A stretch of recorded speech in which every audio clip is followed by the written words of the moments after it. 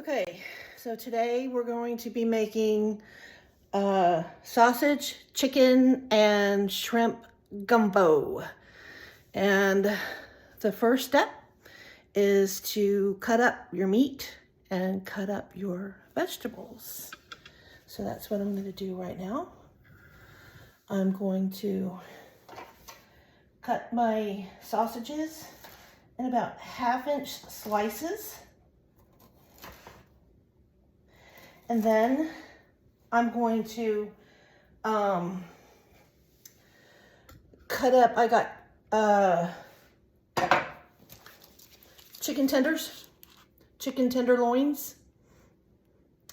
And I'm gonna cut these up into like small 1-inch cubes and put them in this bowl.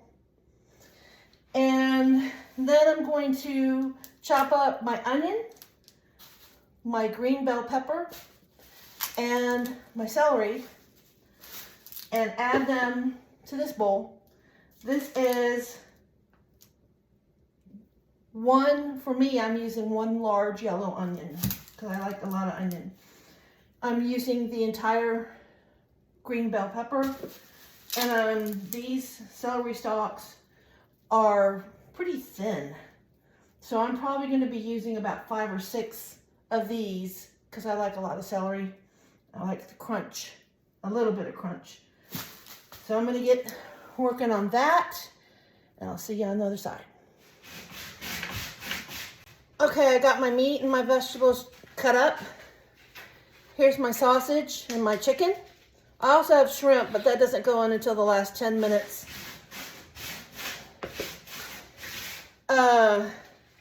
Here's my trinity of vegetables, but I wanted to show you how I chop my vegetables. This is about the size of the onion. I like my onions a little big whenever I put them in a soup or a stir fry. I guess I like the texture. I don't like them itty bitty, teeny weeny, because they just disappear into your soup.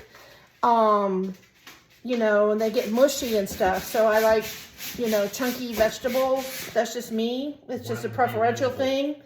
And here is about the size of the celery that I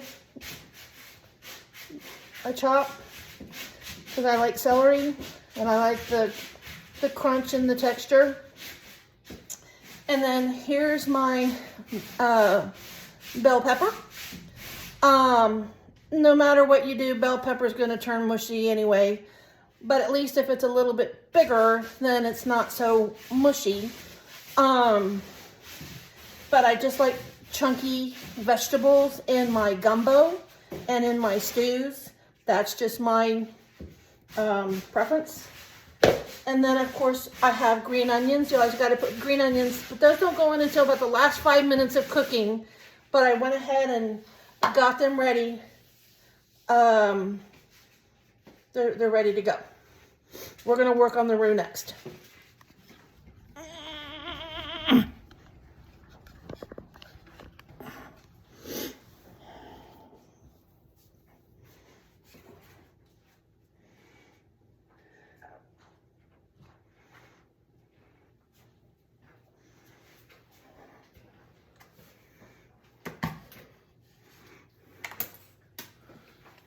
I need that one back.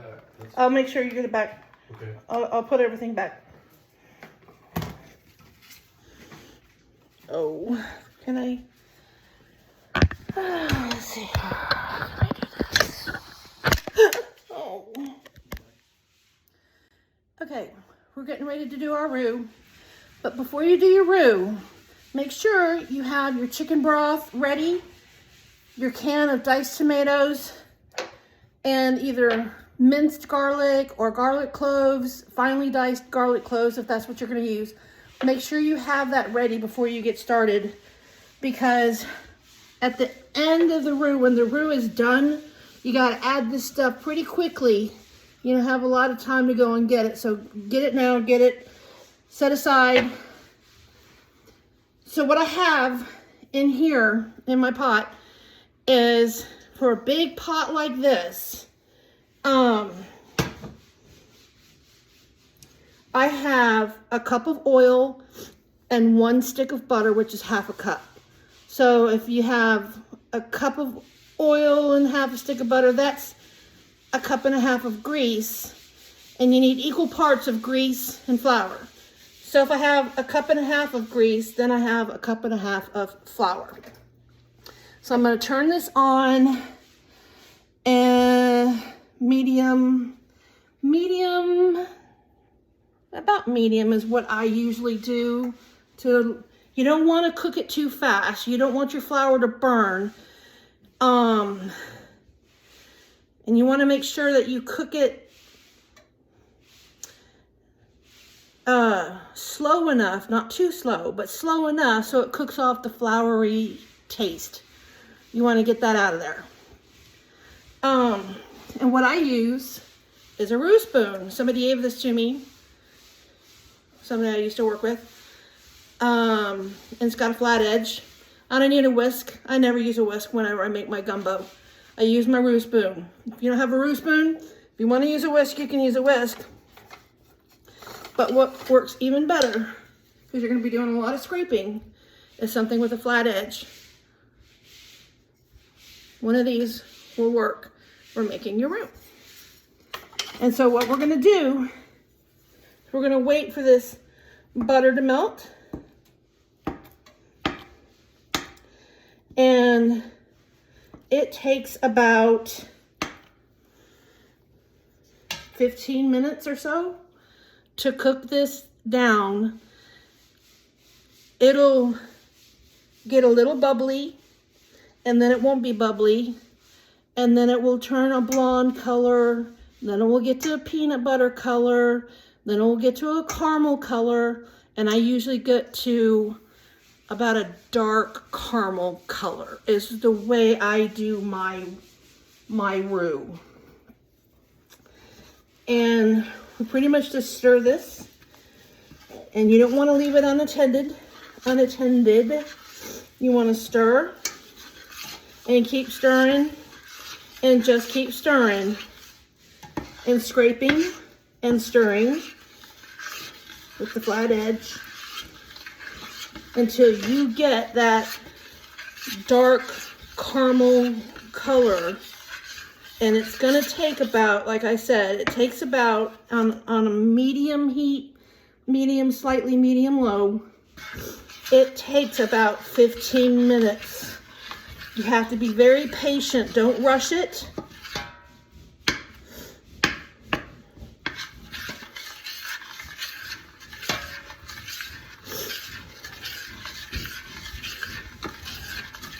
And I'll show you a little bit more in just a few minutes. Okay, so right now I got my roux coming to a boil, as you can see. And like I said, you can't rush it. It's going to take a long time. And this is where you want to adjust your heat.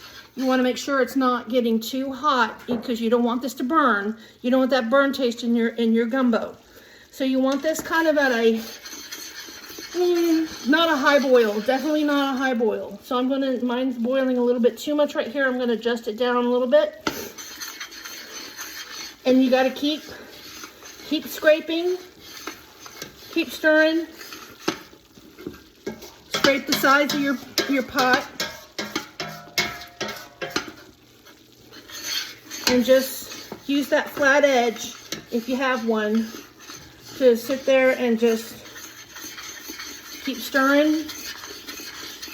It's nice and bubbly and foamy, but eventually, in a few more minutes, all the bubbles and the foaminess they're gonna go away, and that's when it's gonna start turning colors.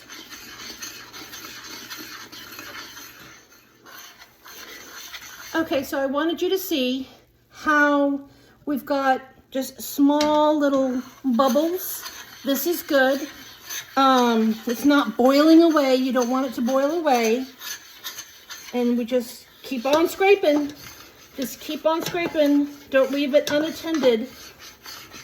Kind of go around the edges take your spoon, go over here. You don't want this part to burn either. And just keep on scraping. And like I said, when these bubbles disappear, that's when the color is going to start changing. And it's still this blonde color. We still have a little ways to go. It takes a lot of patience doing this. Okay, you can kind of see how the bubbles and the foaminess and the boiling and all that is kind of dissipated. And right now it's starting to turn darker. This is more of a blonde color. A lot of people like it this color. Right here, when they make shrimp or crawfish etouffee, I like mine a little darker. And definitely for gumbo, I like it darker.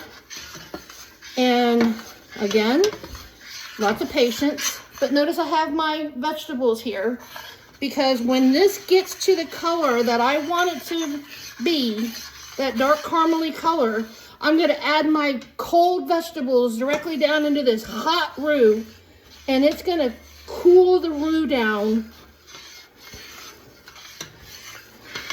We're not quite there yet. It's still turning colors. It's getting down into a peanut buttery color. Not there yet, almost. Okay, we're almost there. It's getting very, very close. Very important that you keep it stirred. Go slow so you don't splash it on yourself. My mother-in-law liked to get it a milk chocolate color. It's a little bit dark for me. I usually like to stop right when it gets to about a dark caramel color, and we're almost there. And when I put these cold vegetables on this hot stew, it's going to sizzle, and you're going to think it's burning, but it's not. You can see where we're almost there. It's dark caramel. A little bit more. All right, here goes. Here goes the vegetables. This isn't like milk chocolate color. This is about the color that my mother-in-law liked to get this is about the color that my mother-in-law liked to get it. And, all right, go ahead, Jim. Put it all in there now. Dump it all in. Turn the burner off. Get it out. And stir.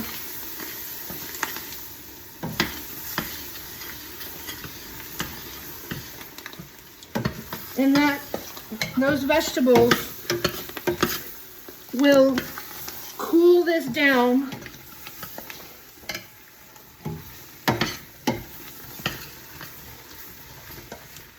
Perfect. Nice, pretty brown color. This is what you want. This is the color that you want it to be. And I'm going to stir this for a few minutes. I'm going to keep stirring it for a few minutes. Okay, so what I want to show you now is I add in my garlic and stir. Now, I don't add my garlic in with my vegetables because garlic easily burns. And I don't want the garlic to turn bitter, because it will make your gumbo bitter. Once you put your garlic in, cloves of garlic that you've diced up or minced garlic, I cheat and I put minced garlic in there. Once you have that in there, then give it a stir and stir it for about a minute. Make sure it's on low heat, because you don't want this to burn.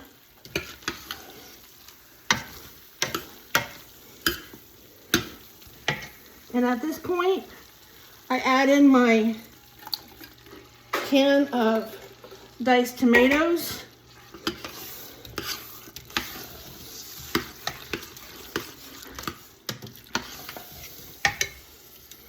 And if you don't like chunks of tomato, then you can use a can of crushed tomatoes.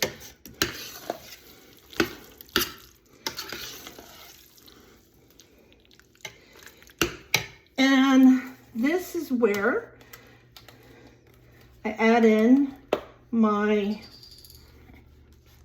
chicken stock. Now, if you're gonna do crab and shrimp gumbo, then you're probably gonna want some shrimp stock or some kind of seafood stock.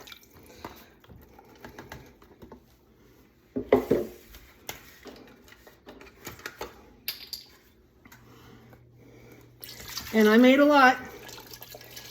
I mean, I used 1.5 cups of oil and butter, and I used 1.5 cups of flour. So I got a lot of roux in there. So I'm going to be putting in a lot of liquid because it will thicken as it cooks.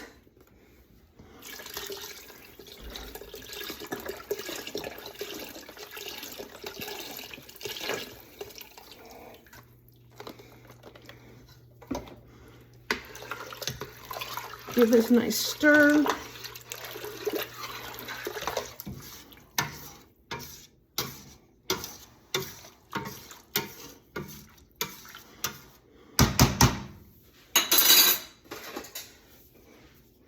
And I'm going to scrape a little bit around the edges.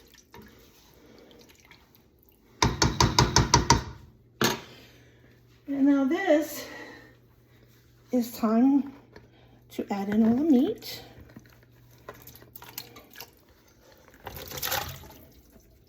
There we go. I've got chicken and I've got sausage that I just added in here.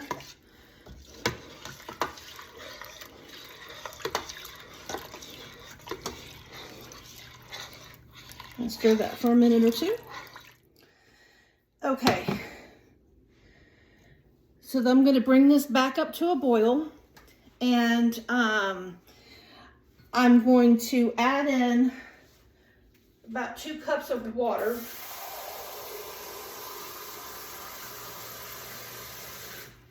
Because this will reduce down.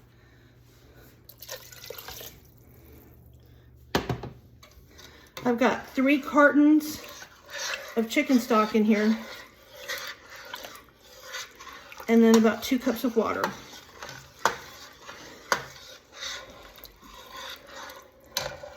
And then I need a whole tablespoon, this is really important, Cajun seasoning. You can either use Tony's or you can use Slap Your Mama, but I use a whole tablespoon of this stuff in here.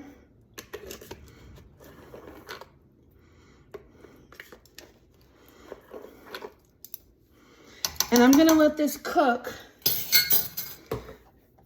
And then towards the end, when I add my shrimp, I will probably add more salt and pepper at that time because it's probably gonna need it.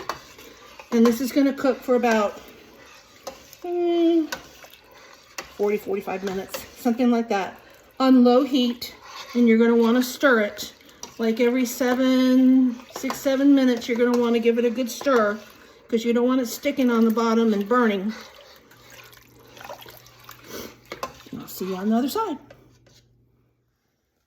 Okay, so this has been simmering like this for about 45 minutes. Everything's cooked. I just taste tested it and it needs a little more seasoning. And I can put some more Tony saucheries in there. Or I can add the spices separately, which is what I think I'm going to do. Because if I just dump a bunch of this in there, it might get a little bit spicier than what I'm wanting. That's just me. So I'm probably going to add another teaspoon of salt. Probably another teaspoon of black pepper. I like black pepper. I didn't use granulated garlic before, but it needs a little more garlic. So I'm probably going to add about a half a teaspoon of garlic in there. And then, of course, cayenne pepper. I'm probably going to put I like a little bit of heat, and I want it to have some heat. I'm probably going to add about half a teaspoon of the cayenne pepper in there. So let me get those added in, and I'll be right back. Now at this point, the flavor is good. I made sure it's got plenty of salt, pepper, red pepper, garlic, and it's right where I want it to be. And now I'm going to add in the shrimp. I'm adding in frozen shrimp. It's already peeled, deveined, and the tail is off. And these are large shrimp, large frozen shrimp. And this is what I use when I cook my gumbo. Just a package of raw large shrimp that's already deveined, peeled, and the tail is off. It saves me work. If I'm gonna grill, I can, you know, do it myself. I can peel, devein, and put the tail off myself. But if I'm just gonna add it to some stew, I'm gonna save myself some work and just get a bag of frozen shrimp. That's what I do. So this is going in here, and it doesn't take long for shrimp to turn pink. I would say probably somewhere between 5 and 10 minutes. The shrimp is going to turn pink. It's going to add a lot of flavor to this pot of gumbo. And I'll see you in a few minutes. Okay, we're just about done. I like my gumbo to be a little thick, not a lot thick, but right now it's almost too liquidy, I guess. So this is why I keep a box of instant mashed potatoes. I never eat these. I keep these to put them in my gumbo. And I kind of just eye it. I kind of look down in there and I eye about half a cup. Stir that around some. And when I get it to the consistency that I want, and I'm good. And this thickened it up a little bit. I can feel it when I stir it. There's some rice.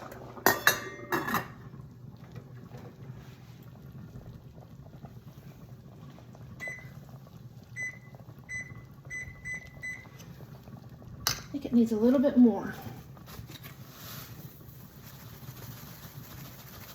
Now, you can always thicken it with flour and water, or if you want to use cornstarch, you can do it that way too. But this is just what I do. This is how my mother-in-law, how she showed me how to make it, and she was a really good cook. She was a very good gumbo maker. And so this is thickened to where I like it. I don't want it too thick, but I do like it to have a little bit of thickness, I guess. And my shrimp are done. They're down in there. They're nice and pretty. I don't want to overcook the shrimp because then they'll be tough. I like them tender. And at this point, pretty much everything's in there. Now I'm going to add in the green onions. Let that cook for about, on the lowest temp, on the very lowest setting on my oven. And I'm going to let that cook for about 5 minutes. And that's pretty much it. Here's my rice cooking. And I always serve it with white rice and garlic bread. You got yourself a good meal. And there you have it. We've got sausage, shrimp, chicken, French bread. There's rice down there. Hope it's good. It is.